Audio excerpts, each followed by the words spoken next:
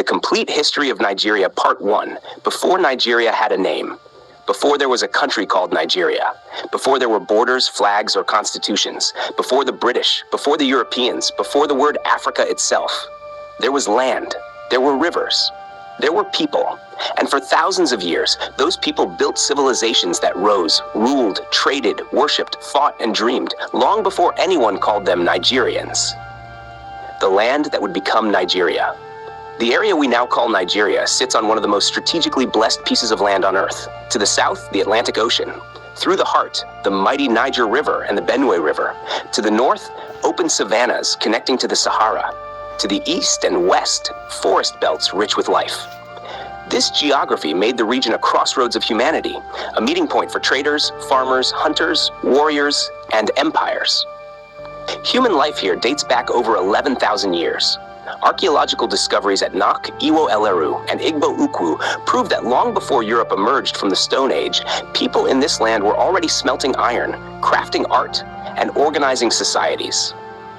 The Nok civilization, c. 1500 BCE, 500 CE. One of the earliest known advanced societies in West Africa was the Nok civilization. The Nok people lived in what is now central Nigeria. They mastered ironworking centuries before many parts of Europe. They created terracotta sculptures so sophisticated that modern historians once refused to believe Africans made them. These sculptures, human heads with detailed hairstyles, expressions, and symbolism, tell us something important. This was not a primitive society. This was a cultured, organized civilization. The Nok laid the technological foundation that later kingdoms would build upon. And when the Nok faded, possibly due to climate change or migration, their knowledge did not disappear. It spread. The rise of ethnic nations and kingdoms. By the first millennium CE, the land had transformed into distinct cultural zones, each developing its own political systems, religions, and economies. The Igbo world. In the southeast, the Igbo people formed one of the most unique societies in human history. They did not build empires ruled by kings. Instead, they developed decentralized republican systems, governed by councils of elders, age grades, and community consensus. At Igbo Ukwu, archaeologists uncovered bronze works from the 9th century that rivaled anything in medieval Europe. This proved that complex metallurgy, trade networks, and spiritual systems existed independently, without foreign influence. The Yoruba kingdoms. In the southwest, the Yoruba people built powerful city-states. At the center of Yoruba civilization was Ile-Ife, regarded as the spiritual birthplace of the Yoruba. According to tradition, the world began there. Ile-Ife produced bronze and brass heads of astonishing realism, art so refined that early European scholars claimed it must have been made by Greeks. They were wrong. From Ile-Ife rose the Oyo Empire, one of West Africa's most powerful military states. The Oyo built a professional cavalry, a structured constitution, checks and balances that limited royal power. Their influence stretched as far as present-day Benin and Togo. The Benin Kingdom. To the south, the Kingdom of Benin flourished. Ruled by the Oba, Benin was famous for massive earth walls, longer than the Great Wall of China, highly organized guild systems. The legendary Benin bronzes. These bronzes recorded history, religion, and royal lineage in metal. In 1897, British forces would loot thousands of them, many of which still sit in European museums today. The Northern Empires. In the north, Islamic influence arrived through trans-Saharan trade. The Kanem Bornu Empire dominated the northeast for over 1,000 years. It was wealthy, literate, and connected to the wider Islamic world. Further west, Hausa city-states like Kano, Zaria, and Katsina became centers of commerce, scholarship, and craftsmanship. These cities traded gold, leather, textiles, and knowledge across Africa.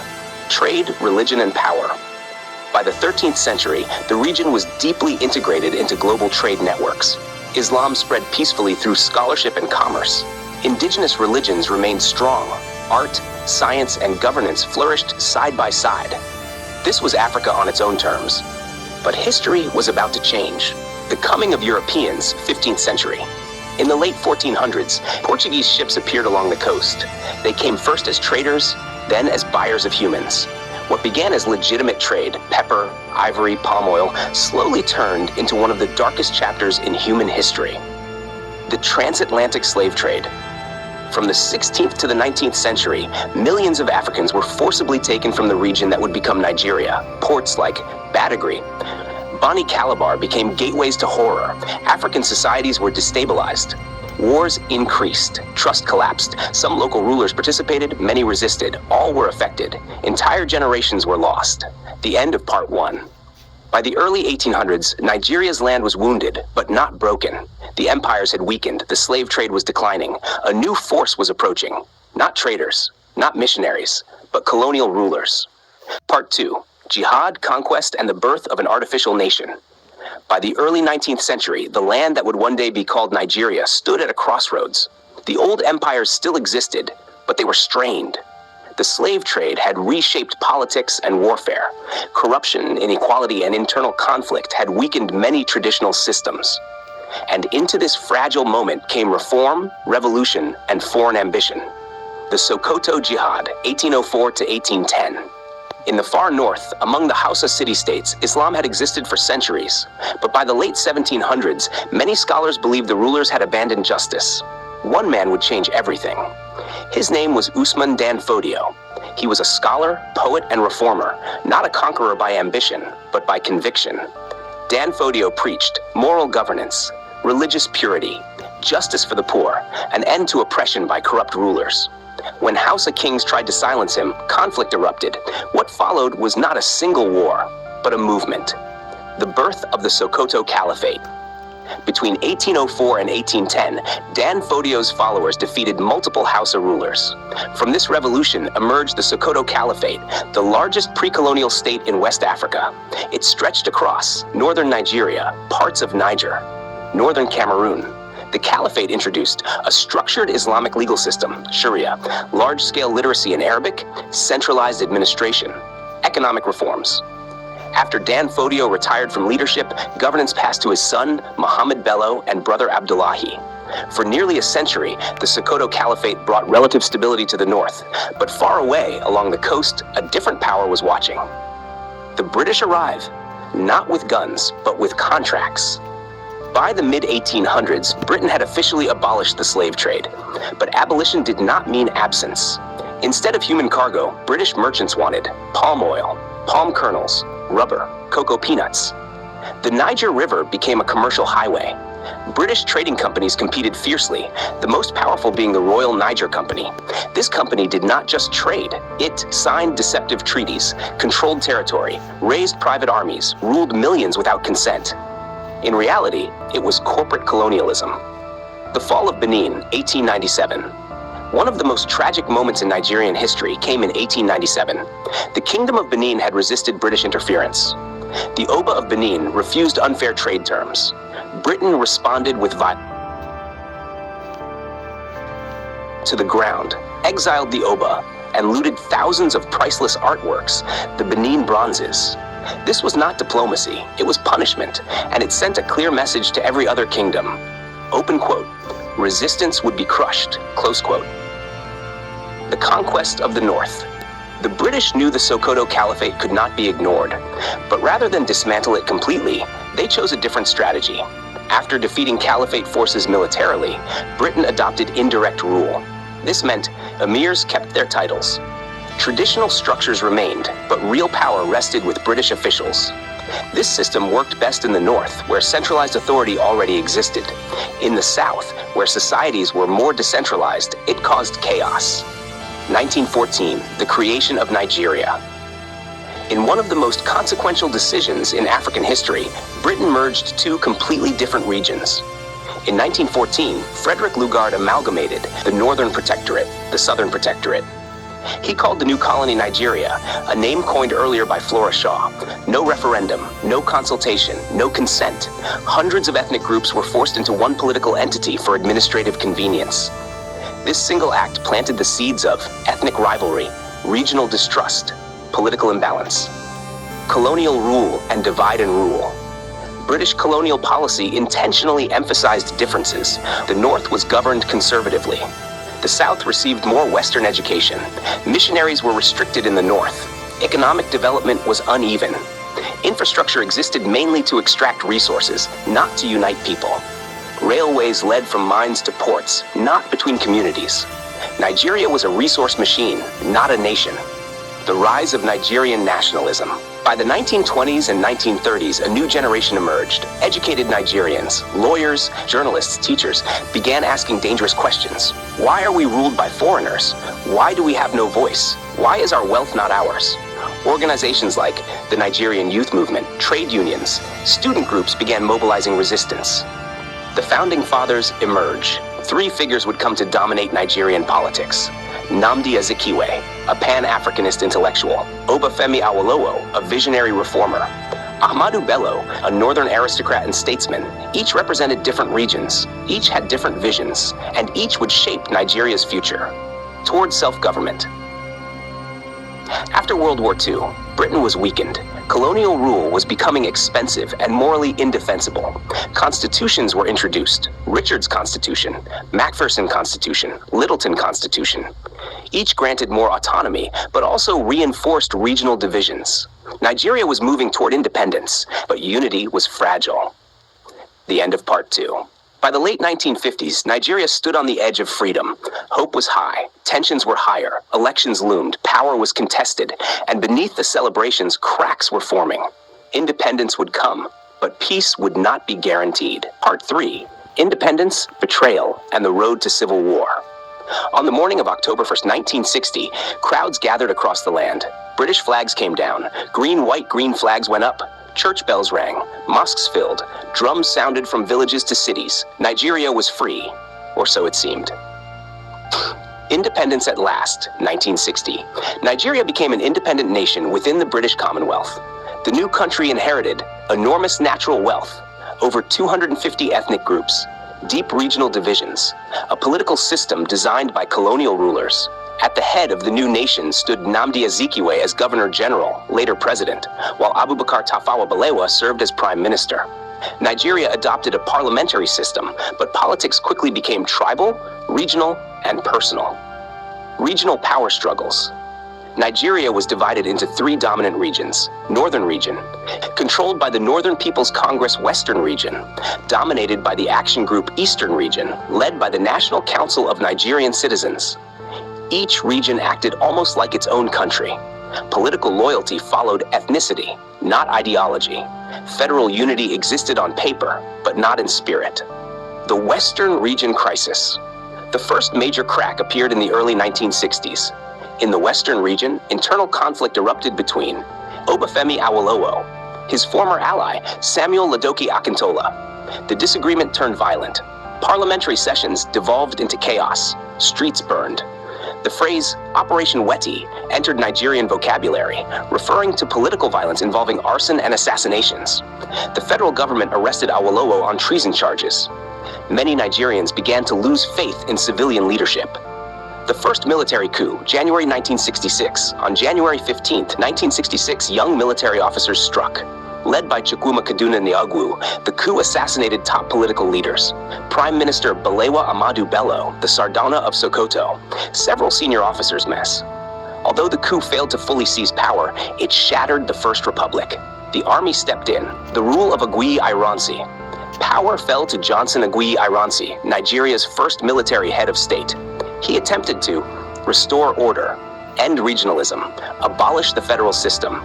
But his unification decree alarmed the North. Many Northerners viewed the coup as ethnically biased. Tension turned to rage. The counter-coup and massacres, 1966. In July 1966, Northern officers staged a counter-coup. Aguiyi Ironsi was killed. Power shifted to Yakubu Gowon, a young officer from the Middle Belt. What followed was catastrophic. Across northern cities, Igbo civilians were massacred. Thousands were killed. Homes were destroyed. Millions fled back to the eastern region. Trust between regions collapsed completely. Nigeria was no longer just unstable. It was breaking apart. The road to secession.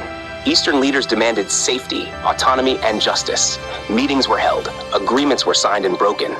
At the center stood Chukwuemeka Odumegwu Ojukwu, military governor of the eastern region. When negotiations failed, Ojukwu made a fateful decision. The Declaration of Biafra, 1967. On May 30th, 1967, the eastern region declared independence as the Republic of Biafra. Nigeria rejected the move immediately. War was inevitable. The Nigerian Civil War, 1967 to 1970. The conflict that followed was one of the bloodiest in African history. The federal government launched a full-scale military campaign. Biafra fought with limited resources, but fierce determination. The war was not just fought with bullets, it was fought with starvation. A blockade cut off food and medicine. Images of starving children shocked the world. An estimated 1 to 3 million people died, mostly civilians. The end of the war. In January 1970, Biafra surrendered. General Gowon declared, open quote, no victor, no vanquished, close quote. Nigeria was officially reunited, but the scars remained, deep, silent, unresolved. The end of Part 3. The war ended, but peace was fragile. Military rule continued, oil wealth surged, corruption followed power. Nigeria survived, but at a cost that still echoes today. Part 4. Oil, power, dictators, and the long road to democracy. When the guns finally fell silent in 1970, Nigeria stood physically united, but emotionally fractured. The civil war had ended, but the struggle for Nigeria's soul was only beginning. What followed was an era defined by oil wealth, military power, broken promises, and missed opportunities. The oil boom and false hope, 1970s. In the early 1970s, Nigeria struck what seemed like destiny. Crude oil. Nigeria became one of the world's major oil producers and a key member of OPEC. Money flooded in. Government revenue exploded. Cities expanded overnight. Skyscrapers rose. Imports replaced local production. Nigeria moved from an agricultural economy to an oil-dependent one. Too fast and without safeguards. As one official famously said, open quote, money is not Nigeria's problem. How to spend it is. Close quote. That sentence would age terribly. Gowon's fall, 1975. Despite leading Nigeria through the war, Yakubu Gowon lost public trust. His government was accused of corruption, indecision, delaying a return to civilian rule. In 1975, while Gowon was abroad, the military struck again. No bloodshed, no resistance, just a radio announcement. The Murtala moment. Power shifted to Murtala Muhammad. In just 6 months, Murtala changed Nigeria's political atmosphere. He was bold, decisive, unapologetically nationalist. He purged corrupt officials, reduced military excesses, announced a clear transition to democracy, championed African liberation movements. For the first time in years, Nigerians felt hope. Then, on February 13, 1976, Murtala Muhammad was assassinated in a failed coup attempt. The nation was stunned. Obasanjo and the return to civilian rule. After Murtala's death, power passed to Olusegun Obasanjo. Obasanjo completed Murtala's transition plan. In 1979, Nigeria returned to civilian rule. For the first time, a military government voluntarily handed over power. This moment mattered. The Second Republic, 1979 to 1983. Nigeria adopted a presidential system, modeled after the United States. Elections brought Shehu Shagari to power. But democracy came with familiar problems: corruption, electoral malpractice, economic mismanagement, oil price collapse. The oil boom ended. Debt rose. Public trust evaporated. Buhari's first coming, 1983. On December 31st, 1983, the military returned. General Muhammadu Buhari seized power. His regime emphasized discipline, anti-corruption, order, but it ruled with harsh decrees, press suppression, human rights abuses. Nigeria became orderly, but fearful. Babangida, power and deception. In 1985, Buhari was overthrown by Ibrahim Babangida. Babangida was charismatic, strategic, and politically cunning. He promised economic reform, democratization, a transition without end. Under him, structural adjustment programs weakened the economy. Corruption deepened. Institutions were manipulated. Then came June 12, 1993. June 12th, the election that broke Nigeria. Nigeria held what is still considered its freest and fairest election. The winner was Moshood Abiola. Before results were finalized, Babangida annulled the election. No explanation that made sense. No justification accepted. The nation erupted. Protests, strikes, chaos. Babangida eventually stepped aside, leaving behind confusion. The Abacha years, fear and silence. Power fell to Sani Abacha. Abacha ruled Nigeria with iron fists and locked doors. His regime was marked by brutal repression, political assassinations, massive looting of public funds, activists disappeared, journalists fled, Opposition was crushed. In 1995, the execution of Ken Saro-Wiwa shocked the world. Nigeria became an international pariah. Death and a turning point, 1998 to 1999. In 1998, Abacha died suddenly. Nigeria exhaled. His successor, Abdulsalami Abubakar, moved quickly. Political prisoners were released. A new constitution was drafted. Elections were organized. In 1999, Nigeria returned to civilian rule again. President Olusegun Obasanjo, the Fourth Republic had begun. The end of Part 4. Nigeria had survived. Colonization, civil war, decades of military rule. Democracy returned, but fragile. Oil still dominated. Corruption remained. Hope refused to die. Part 5. Democracy, disillusionment, resistance, and the search for a future. In 1999, Nigeria stood once again at the doorway of hope. After decades of military rule, coups, assassinations, and fear, the country returned to civilian government. People danced in the streets. Newspapers spoke of rebirth. The word democracy felt fresh on Nigerian tongues. But history had taught Nigerians one painful lesson. Freedom on paper does not always mean freedom in reality. The Fourth Republic begins, 1999. On May 29, 1999, Olusegun Obasanjo was sworn in as president. Ironically, the man who symbolized democracy had once ruled as a military head of state. But Nigerians were willing to try again. Obasanjo inherited a nation, deeply indebted, economically unstable, institutionally weak, cynical from decades of betrayal. Obasanjo's civilian rule, 1999 to 2007, Obasanjo's presidency was a mix of reform and controversy. On the positive side, Nigeria secured debt relief from international creditors. Telecommunications were liberalized, birthing the GSM revolution. Anti-corruption agencies like the Economic and Financial Crimes Commission were strengthened. But shadows followed. Corruption persisted. Elections were deeply flawed. A failed attempt to amend the Constitution for a third term damaged trust. Democracy was alive, but limping. A brief handover and a sick president, 2007 to 2010. In 2007, Obasanjo handed power to Umaru Musa Yar'Adua. Yar'Adua openly admitted the election that brought him to power was flawed, an unprecedented honesty. He promised electoral reform, but fate intervened. Illness consumed his presidency. For months, Nigeria had no functioning leader, no clear authority, and no constitutional clarity. When Yar'Adua died in 2010, the nation mourned, not just a man, but another lost opportunity. Goodluck Jonathan and a nation divided, 2010-2015. Power shifted to Goodluck Jonathan, a man whose rise from poverty to presidency inspired millions. Under Jonathan, Nigeria rebased its economy and became Africa's largest economy. Entertainment and tech sectors expanded. Social media became politically powerful. But this era was also marked by insecurity. The rise of Boko Haram. In the Northeast, an extremist group emerged, Boko Haram. What began as a radical religious movement turned into a violent insurgency. Schools were burned, villages were destroyed, thousands were killed, millions were displaced. The 2014 abduction of the Chibok schoolgirls shocked the world. Nigeria's military struggled. Public confidence eroded. 2015, the first democratic transfer of power. In 2015, something historic happened. An incumbent president lost an election and accepted defeat. Muhammadu Buhari, once a military ruler, returned, this time as a civilian leader. This peaceful transfer of power was a landmark moment. Nigeria proved democracy could work, but expectations were dangerously high. Buhari's civilian presidency, 2015 to 2023. Buhari promised to defeat corruption, to restore security, to rebuild the economy. Reality proved harsher. Nigeria faced economic recession, rising inflation, worsening insecurity, banditry and kidnappings, farmer-herder conflicts, youth unemployment soared. Hope began to feel rationed. NSARS, Youth versus the State. In October 2020, Nigerian youth erupted. The End SARS movement began as a protest against police brutality, but evolved into something bigger. It became a generational rebellion, a demand for dignity, a rejection of silence. The protest climaxed at the Lekki toll gate, where security forces allegedly opened fire on unarmed protesters.